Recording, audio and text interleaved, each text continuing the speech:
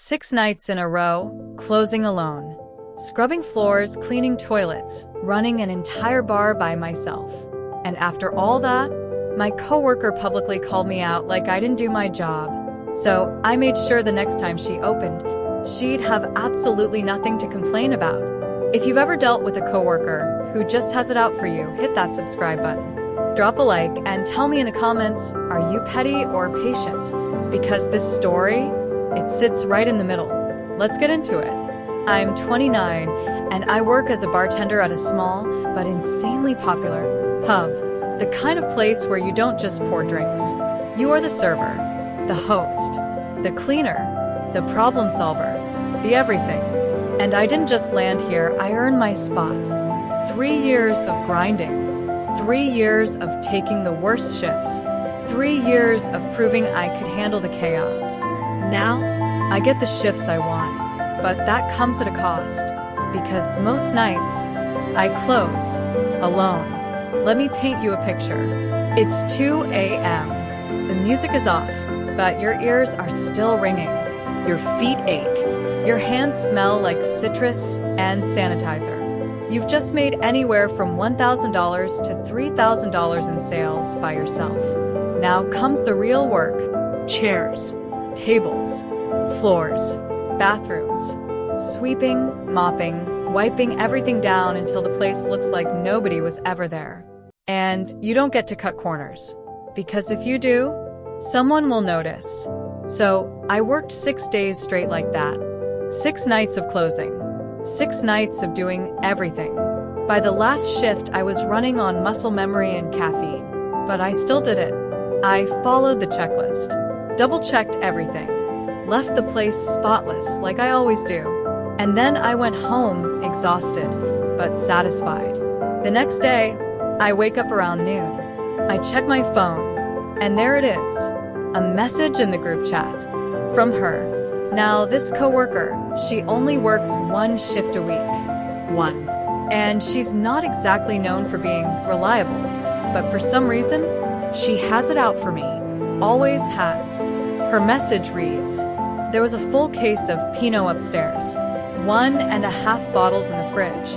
I have a bottle on ice for a couple that specifically came in for the Pinot. If we are super low stock, have a quick gander upstairs, thumbs up. I just stared at my phone. Read it again. And again. A quick gander? After I just worked 6 days straight alone? After I cleaned the entire place top to bottom? Here's the thing. Stocking line? That's a day shift job. She came in at 11:30 a.m. If she had just taken 2 minutes to check the fridge, she could have stocked it herself. Instead, she sends a passive-aggressive message to the group chat, publicly, like I didn't do my job. And it wasn't just the message. It was the tone. That little thumbs up at the end. Yeah, that felt personal. I could feel it in my chest. That tight, burning frustration. The kind where your brain starts replaying every moment like, did I miss something? Did I actually forget? But I knew I didn't. I always do my job. And that's when it hit me. Oh, you want thorough? You want perfect? Okay. Say less. Now, our bar has a rule. We don't put the chairs up at night. It's just not part of the closing routine. But the next time I closed, and I knew she was opening the next day, I did everything. And I mean everything. I cleaned like I was being inspected by royalty. Floors, spotless. Counters, polished. Fridges, organized like a display case. And then, I put every single chair up. Now, if you've never worked in a bar or a restaurant, putting chairs up sounds simple. It's not. It's annoying. It's time-consuming. And when you're opening, it's the last thing you want to deal with. But hey, if she wanted to question my closing, I was going to give her the most thorough close she's ever seen. The next shift we worked together, that's when things got weird. She didn't say a word to me. Not hi. Not thanks. Not even eye contact. It was like I didn't exist. Like I was invisible. And somehow, that bothered me more than the message. Because it confirmed something. This wasn't about the wine. This wasn't about the fridge. She just didn't like me. And that's the hardest kind of coworker to deal with. The kind where no matter what you do, it's never enough. So I stopped trying. Not in my work. I still did my job perfectly, but emotionally, I checked out. Until, of course, the universe gave me one last twist. A few days later, guess who needed a shift covered? Her. Of course. And guess who she asked? Me. I remember looking at that message and just smiling, because in that moment, I had all the power.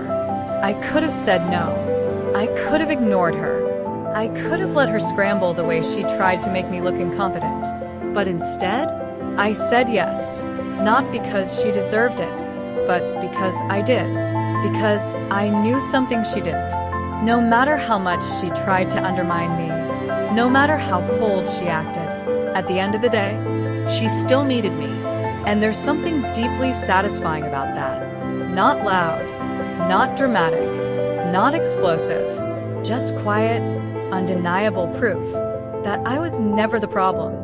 She took the shift, didn't say thank you, didn't acknowledge anything, but she showed up, and I didn't have to say a word, because sometimes the best kind of revenge isn't making someone suffer. It's showing them, without saying anything, that they were wrong about you all along, and that no matter how much they try to dismiss you, they still end up relying on you. That's the kind of satisfaction that sticks. Not all revenge has to be loud to be effective. Sometimes it's quiet. Sometimes it's just doing your job so well that no one can ever question your worth again. So tell me, was that petty or just justified? Drop your answer in the comments. And if you've ever had a coworker like this, I know you've got a story. Don't forget to like, subscribe, and share, because the next story might hit a little too close to home.